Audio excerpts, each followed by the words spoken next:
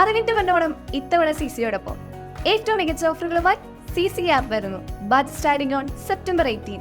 ഓഫറുകൾ അറിയുവാൻ വിളിക്കൂ 8589083568. ഹായ് ആൾ, എല്ലാവർക്കും നമസ്കാരം. അപ്പോൾ ഈ ഒരു ഓണക്കാലത്ത് നമ്മളൊരു പഠനം തുടങ്ങി വെക്കാമെന്ന് നമ്മൾ കഴിഞ്ഞ ഒരു വീഡിയോയിൽ പറഞ്ഞിരുന്നു അല്ലേ. നമ്മളെല്ലാവരും കാത്തിരിക്കുന്ന ഒരു വിജ്ഞാപനമാണ് സെക്രട്ടേറിയറ്റ് അസിസ്റ്റന്റ്. ഈ ഒരു വർഷം അവസാനത്തോടു കൂടി വിജ്ഞാപനം ഉണ്ടാകും. അപ്പോൾ നമുക്കറിയാം 2023 ഏപ്രിലൊക്കെ ആയിട്ട് റാങ്ക് ലിസ്റ്റ് വന്നു. ഏകദേശം 1.5 വർഷത്തോളമായി റാങ്ക് ലിസ്റ്റ് നിലവിൽ വന്നിട്ട്. അപ്പോൾ ഒരു പുതിയൊരു നോട്ടിഫിക്കേഷനാണ് നമ്മളെല്ലാവരും കാത്തിരിക്കുന്നത്. അപ്പോൾ ഇവിടെ കാത്തിരിക്കുമ്പോൾ നമ്മൾ ശ്രദ്ധിക്കേണ്ട കുറച്ച് കാര്യങ്ങളുണ്ട് പഠനം തുടങ്ങുമ്പോൾ തന്നെ.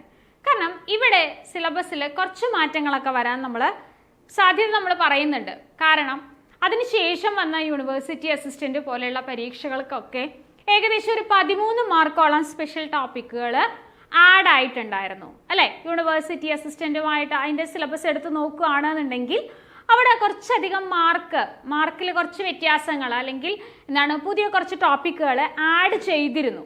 അപ്പോൾ അതുപോലെ കുറച്ച് ടോപ്പിക്കുകൾ നമ്മൾ ആഡ് ഓൺ ചെയ്യുമെന്ന് പ്രതീക്ഷിക്കുന്നു. ചിലപ്പോൾ ഇതുപോലെ ഒരു 15 മാർക്കോ 13 മാർക്കോ ഒരു വ്യത്യാസത്തിൽ കുറച്ചുകൂടെ അഡീഷണൽ പോയിന്റ്, അല്ലെങ്കിൽ ഭരണവും ഭരണ സംവിധാനവും പോലെയുള്ള ടോപ്പിക്കുകൾക്ക് വെയിറ്റേജ് കൂടാനും സാധ്യതയുണ്ടാവും. ഇതാണ് നമ്മൾ പ്രതീക്ഷിക്കുന്ന ഒരു മാറ്റം എന്ന് പറയുന്നത്. അപ്പോൾ ഇതിൻ്റെ കൂടുതൽ ഡീറ്റെയിൽസ് പറയുമ്പോൾ നിങ്ങൾ സ്കിപ്പ് ചെയ്യാതെ വീഡിയോ ഫുള്ളായിട്ട് കാണുക. ഈ ഒരു പരീക്ഷയ്ക്ക് വേണ്ടി പ്രിപ്പയർ ചെയ്യുന്നവരാണ് എങ്കിൽ തീർച്ചയായിട്ടും കൂട്ടുകാർക്ക് ഷെയർ ചെയ്യുകയും ചെയ്യുക.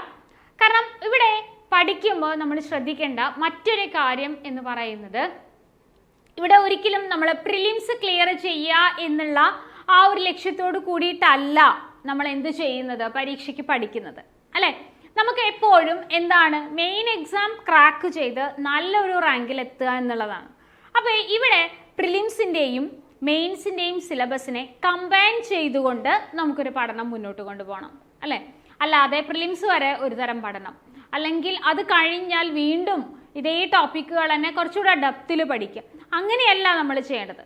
എവിടെയാണോ ഹയർ ആയിട്ട് കിടക്കുന്ന ടോപ്പിക്കുകൾ അപ്പോൾ അതിനെ ഉൾക്കൊള്ളിച്ചുകൊണ്ട് ആദ്യം തന്നെ നമ്മൾ പഠനം മുന്നോട്ട് കൊണ്ടുപോകണം. ഇവിടെ നമുക്ക് നോക്കാം ഹിസ്റ്ററി എന്ന് പറയുന്ന ടോപ്പിക്ക് അല്ലേ. ഇവിടെ ഹിസ്റ്ററി എന്ന് പറയുന്ന topic Kerala, arrival of Europeans, contributions, അങ്ങനെയുള്ള കുറച്ച് കാര്യങ്ങൾ ഇത് സ്ഥിരമായിട്ട് ഇപ്പോൾ LDC പരീക്ഷയ്ക്കൊക്കെ നിങ്ങൾ പഠിച്ചവരാണ് എങ്കിൽ ഇതൊക്കെ നമ്മൾ മലയാളത്തിൽ പഠിച്ചതാണ്. പിന്നെ ഡിഗ്രി ലെവൽ പരീക്ഷയുടെ പ്രത്യേകത എന്താണെന്ന് വെച്ച് കഴിഞ്ഞാൽ മലയാളത്തിലും ഇംഗ്ലീഷിലും ചോദ്യങ്ങൾ ഉണ്ടാകും. ഒരു സൈഡ് ഇംഗ്ലീഷിലും ഒരു സൈഡ് മലയാളത്തിലുമാണ്. ഞാൻ എപ്പോഴും പ്രിഫർ ചെയ്യുന്നത് ഇംഗ്ലീഷിൽ ക്വസ്റ്റ്യൻസ് വായിക്കുക എന്നുള്ളത് തന്നെയാണ്. കാരണം ഇവിടെ ചില സമയങ്ങളിൽ ക്വസ്റ്റ്യൻസിൽ, അതായത് മലയാളം ചോദ്യങ്ങളിൽ കുറച്ചൊരു സെൻറ്റൻസിന് കറക്ഷനൊക്കെ സംഭവിക്കാറുണ്ട്. അപ്പോൾ ചിലപ്പോൾ പെട്ടെന്ന് വായിച്ചാൽ നമുക്കത് മനസ്സിലാവണമെന്നില്ല. അപ്പോൾ ഇവിടെ ഇംഗ്ലീഷിൽ കുറച്ചുകൂടെ ക്വസ്റ്റ്യൻസ് വായിക്കുക. അത് ഞാൻ ഓൾ സബ്ജക്റ്റിനെ എടുത്തിട്ടാണ് പറയുന്നത് കേട്ടോ. ഇപ്പോൾ ഒരു ഹിസ്റ്ററി മാത്രമല്ല, മാത്സ് ആയാലും അതുപോലെ തന്നെ കുറച്ചുകൂടെ എക്കണോമിക്സ് പോലെയുള്ള ടോപ്പിക്കുകളോ സയൻസ് പോലെയുള്ള ടോപ്പിക്കുകളൊക്കെ എടുക്കുമ്പോൾ ഇംഗ്ലീഷിലുള്ള ക്വസ്റ്റ്യൻസ് വായിക്കുന്നതായിരിക്കും കുറച്ചുകൂടെ നമുക്ക് ഉത്തരങ്ങൾ എഴുതാനായിട്ട് എളുപ്പം. അപ്പോൾ ഇവിടെ ഈ ഒരു മാർക്ക് എന്ന് പറയുന്നത് നമ്മൾ LDCക്കൊക്കെ പഠിച്ച ഭാഗം തന്നെയാണ് അല്ലേ. അപ്പോൾ ഇവിടെ നമ്മൾ കൃത്യമായിട്ട് ഈ ടോപ്പിക്ക് മുഴുവനായിട്ടും പഠിക്കുകയാണ് എന്നുണ്ടെങ്കിൽ നമുക്ക് ഇത് എവിടേക്കും കൂടി ഉപകാരമാണ്, മെയിൻസിന് കൂടെ ഉപകാരമാണ്. അപ്പോൾ ഇന്ത്യ എന്ന് പറയുന്ന ടോപ്പിക്കിൽ മിഡീവിയൽ ഇന്ത്യ മുതൽ അതുപോലെ 1951 ശേഷമുള്ള പൊളിറ്റിക്കൽ ഹിസ്റ്ററി അല്ലേ. ആദ്യത്തെ ഇലക്ഷൻ കഴിഞ്ഞ ഇന്ത്യയിലെ ആദ്യത്തെ മന്ത്രിസഭ നിലവിൽ വന്നതിന് ശേഷമുള്ള കുറച്ച് കാര്യങ്ങളൊക്കെയാണ് നമുക്ക് അവിടെ പഠിക്കാനുള്ളത്. അതിൽ തന്നെ നമുക്ക് എന്തൊക്കെ പഠിക്കാനുണ്ട്, അവിടെ ഒരു എഡ്യൂക്കേഷനിലും ടെക്നോളജിയിലും ഫോറിൻ പോളിസിയിലൊക്കെ വന്ന വ്യത്യാസങ്ങളും ഒക്കെ നമുക്ക് അവിടെ ഡീറ്റെയിൽ ആയിട്ട് പഠിക്കാനുണ്ട്. ഇവിടെ പാഠപുസ്തകങ്ങളും കൃത്യമായിട്ട് പഠിച്ചു പോകണം. ദെൻ വേൾഡ് ഹിസ്റ്ററിയിൽ നമുക്ക് റവല്യൂഷൻസ് പഠിക്കാനുണ്ട്. അത് കഴിഞ്ഞാൽ UNOയും ഇന്റർനാഷണൽ ഓർഗനൈസേഷൻസും വേൾഡ് വാർ അല്ലേ, ആ ഒരു ഭാഗം അല്ലേ, സെക്കൻഡ് വേൾഡ് വാറിന് ശേഷം വരുന്ന കുറച്ച് കാര്യങ്ങൾ. അപ്പോൾ അതൊക്കെ നമ്മൾ അവിടെ പഠിക്കാനുള്ളതാണ് പാഠപുസ്തകങ്ങൾ.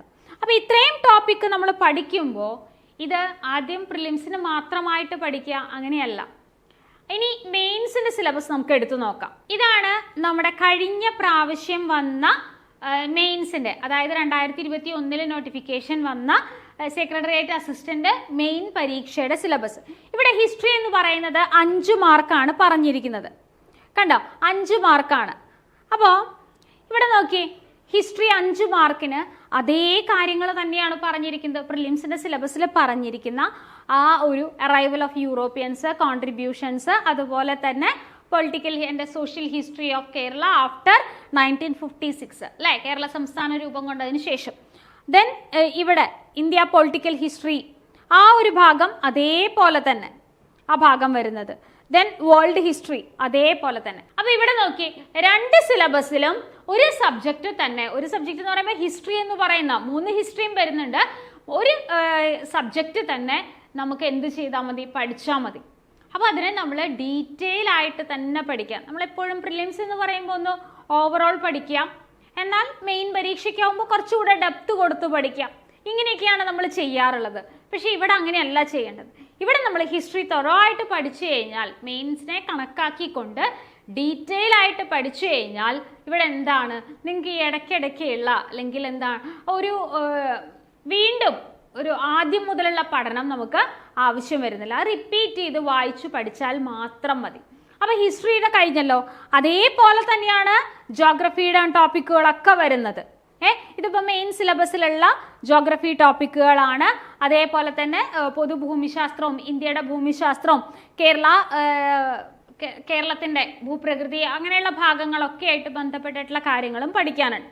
അപ്പോൾ ഇതും നമ്മൾ എന്ത് ചെയ്താൽ മതി, കുറച്ച് ഡെപ്തിൽ തന്നെ പഠനം മുന്നോട്ട് കൊണ്ടുപോയാൽ മതി. ഓക്കെ, നമുക്ക് ഇനി മാർക്ക് ഡിസ്ട്രിബ്യൂഷൻ ഒന്ന് നോക്കാം. ഇവിടെ കണ്ടോ, ഈ ഒരു ഭാഗത്ത് നോക്കി, ഇവിടെ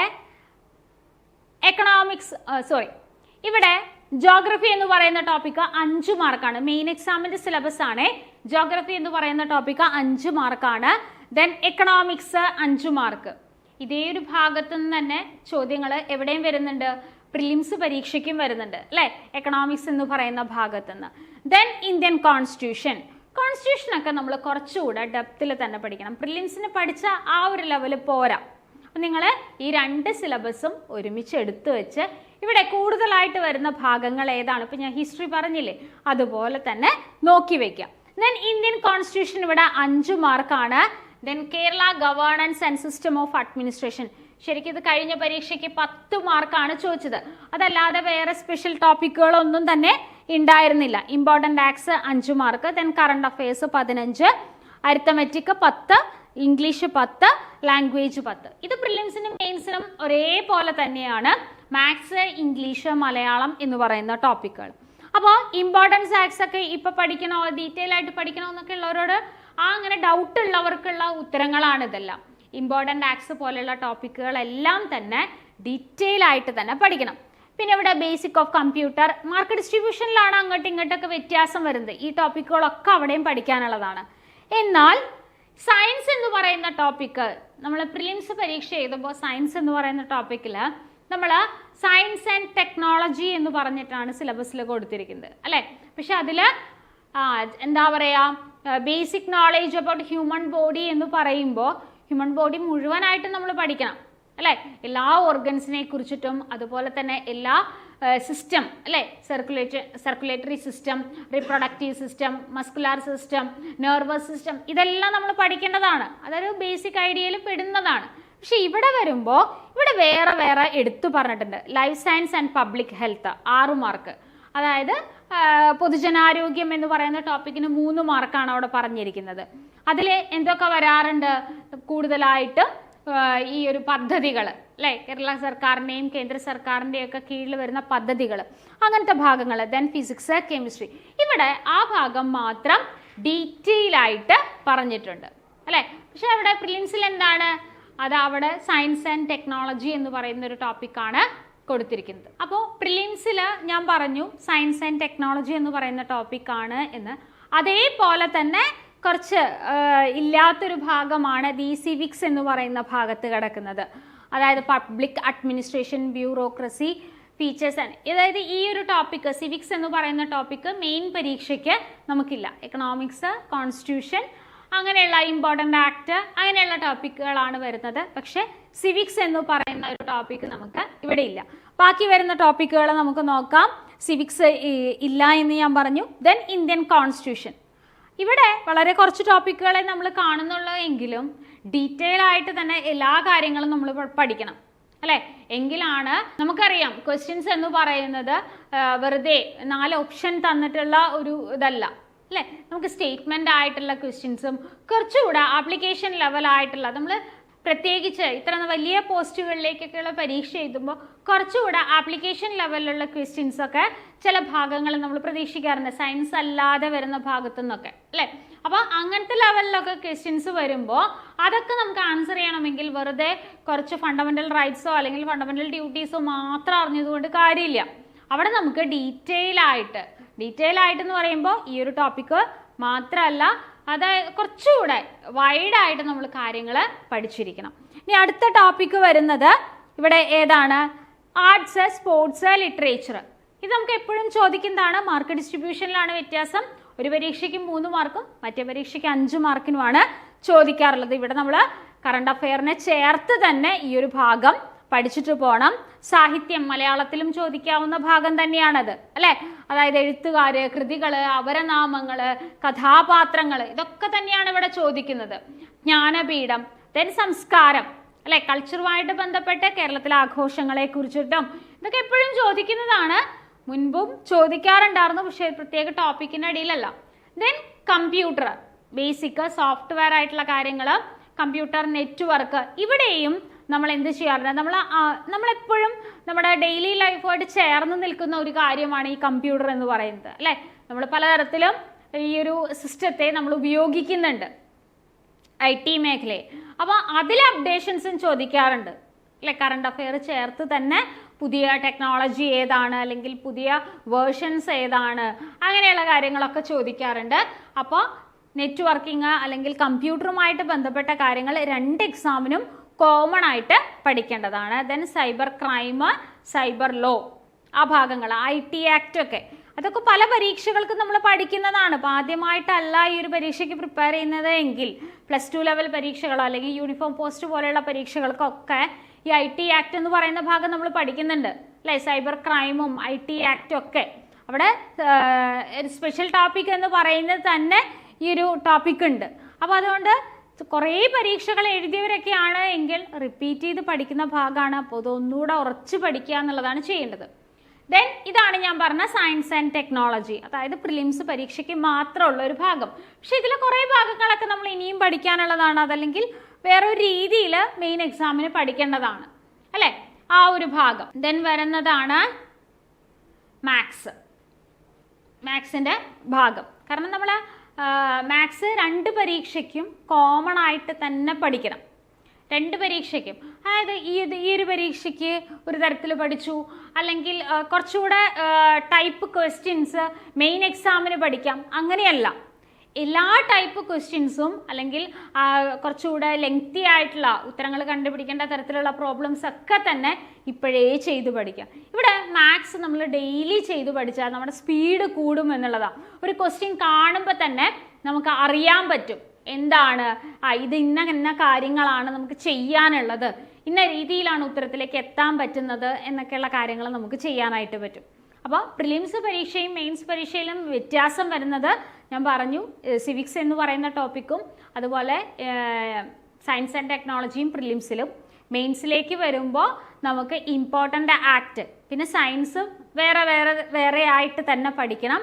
പിന്നെ വരുന്ന ഭാഗമാണ് മാർക്ക് ഡിസ്ട്രിബ്യൂഷനിൽ ഏറ്റവും കൂടുതലുള്ളത് കേരള അഡ്മിനിസ്ട്രേറ്റീവ്, ആ ഒരു പോർഷൻ വരുന്നത് 10 മാർക്ക്. പക്ഷേ ഇനി വരുന്ന പരീക്ഷയ്ക്ക് കുറച്ചുകൂടെ സിലബസിൽ വ്യത്യാസം വരാൻ സാധ്യതയുണ്ട്. കാരണം കഴിഞ്ഞ യൂണിവേഴ്സിറ്റി അസിസ്റ്റന്റ് പോലെയുള്ള പരീക്ഷകൾക്കൊക്കെ അല്ലെങ്കിൽ ഡിഗ്രി ലെവൽ പരീക്ഷകൾക്കൊക്കെ ചെറിയ രീതിയിൽ മാർക്ക് അങ്ങോട്ടും ഇങ്ങോട്ടൊക്കെ മാറ്റി പുതിയ ടോപ്പിക്കുകളൊക്കെ ആഡ് ചെയ്തിരുന്നു. അപ്പോൾ ചിലപ്പോൾ വെയിറ്റേജ് അങ്ങോട്ടും ഇങ്ങോട്ടൊക്കെ മാറാനായിട്ട് സാധ്യതയുണ്ട്. ഇതിനോടൊപ്പം ചേർത്ത് പറയേണ്ട കാര്യമാണ് മലയാളവും ഇംഗ്ലീഷും ഡെയിലി പഠിക്കണം. കാരണം 30 മാർക്കാണ് പ്രിലിംസിനായാലും മെയിൻസിനായാലും നമുക്ക് ഈ ഒരു ടോപ്പിക്കിൽ നിന്ന് വരുന്നത് അല്ലേ? അപ്പോൾ ഇത്രയും മാർക്ക് പെട്ടെന്ന് തന്നെ അല്ലെങ്കിൽ നല്ല രീതിയിൽ സ്കോർ ചെയ്യാൻ ഒരു 25-27 മാർക്ക് വരെ ഈ ഒരു ഭാഗത്തുനിന്ന് സ്കോർ ചെയ്താൽ നല്ലൊരു റാങ്കിലേക്ക് നമുക്ക് എത്താനായിട്ട് പറ്റും. അപ്പോൾ മലയാളം ആയാലും English vocabulary daily vocabulary practice ചെയ്യാം. അതൊക്കെയാണ് നമുക്ക് ചെയ്യാൻ പറ്റുന്ന ഏറ്റവും പ്രധാനപ്പെട്ട കാര്യങ്ങൾ. അപ്പോൾ കോമ്പറ്റേറ്റീവ് ക്രാക്കറിൽ ഈ സെക്രട്ടേറിയറ്റ് പരീക്ഷയ്ക്ക് തയ്യാറെടുക്കുന്നവർക്കായിട്ട് പുതിയ ബാച്ച് ആരംഭിച്ചിട്ടുണ്ട്. ഈ ഓണക്കാലത്ത് തന്നെ നിങ്ങൾ സ്വപ്നം കണ്ട ആ സർക്കാർ ജോലിയിലേക്കുള്ള ഒരു ആദ്യത്തെ ചുവടുവെപ്പ് നമുക്കിപ്പോൾ തന്നെ നടത്താം അല്ലേ. ഓണക്കാലം ആഘോഷങ്ങൾക്ക് വേണ്ടി മാത്രമുള്ളതല്ല, പുതിയ പുതിയ നല്ല തീരുമാനങ്ങൾ എടുക്കാനും അതുപോലെ തന്നെ നമ്മുടെ ചുവടുകൾ ഉറച്ചതാണെന്ന് വിശ്വസിച്ചുകൊണ്ട് മുന്നോട്ട് പോകാനും നമുക്കൊരു പ്രേരണ നൽകുന്നതാണ് അല്ലേ. അപ്പോൾ ഈ ഒരു ഓണക്കാലത്ത് തന്നെ പുതിയ ബാച്ചുകളിൽ ജോയിൻ ചെയ്യാം. ഈ ഒരു ബാച്ചിൻ്റെ പ്രത്യേകത, നിങ്ങൾക്ക് ഒരു മെൻറ്റർ ഉണ്ടായിരിക്കും. അതായത് ഒരു ടെലഗ്രാം ഗ്രൂപ്പോ അല്ലെങ്കിൽ ഒരു വാട്സാപ്പ് ഗ്രൂപ്പോ കോമൺ ആയിട്ടുണ്ടാകും. അതുവഴിയായിരിക്കും മെൻറ്റർ നിങ്ങളോട് കാര്യങ്ങൾ പറയുക. അതായത് ഇന്ന ദിവസം പഠിക്കേണ്ട ടോപ്പിക്കുകൾ, ഒരു ടൈം ടേബിൾ ബേസ്ഡ് ആയിട്ടായിരിക്കും ക്ലാസ്സുകൾ പോവുക. അതിനെ റിലേറ്റ് ചെയ്ത് വരുന്ന ക്വസ്റ്റ്യൻസ്, അതുപോലെ പ്രീവിയസ് ക്വസ്റ്റ്യൻ പേപ്പറിൽ ചോദിച്ച ഭാഗങ്ങൾ, അതിന് അഡീഷണൽ ആയിട്ട് വരുന്ന കാര്യങ്ങളൊക്കെ നിങ്ങൾക്ക് ഈ ഒരു വാട്സാപ്പ് ഗ്രൂപ്പ് അല്ലെങ്കിൽ ടെലഗ്രാം ഗ്രൂപ്പ് വഴി നിങ്ങളിലേക്ക് എത്തിക്കും. കൂടുതലായിട്ട് പഠിക്കേണ്ട കാര്യങ്ങളും ഒക്കെ അവിടെ തന്നെയാണ് തരിക. അതേപോലെ തന്നെ ഡെയിലി വർക്കൗട്ട് ഉണ്ടാവും, മാത്സ് ആയാലും ഇംഗ്ലീഷ് ആയാലും മലയാളം ആയാലും. കാരണം നമുക്ക് എപ്പോഴും മാർക്ക് സ്കോർ ചെയ്യാൻ പറ്റുന്ന ഏരിയ ഈ ഒരു മൂന്നും തന്നെയാണ് അല്ലേ. അപ്പോൾ അതുകൊണ്ട് ഡെയിലി മാത്സ് ചെയ്ത് പഠിക്കാനും ഒക്കെ ആയിട്ട് വർക്കൗട്ടുകൾ ഉണ്ടായിരിക്കും. ഇതിൻ്റെ ആൻസേഴ്സ് നിങ്ങൾക്ക് ഡീറ്റെയിൽ ആയിട്ട് തന്നെയാണ് തരിക നിങ്ങളുടെ അടുത്തേക്ക്. അതായത് വെറുതെ ഉത്തരം തന്നിട്ട് ഇതാണ് ഉത്തരം എന്ന് പറയല്ല, എങ്ങനെയാണ് ഈ ഉത്തരത്തിലേക്ക് എത്തിയത്, എന്തുകൊണ്ട് മറ്റു കാര്യങ്ങളൊന്നും ഉത്തരമായില്ല.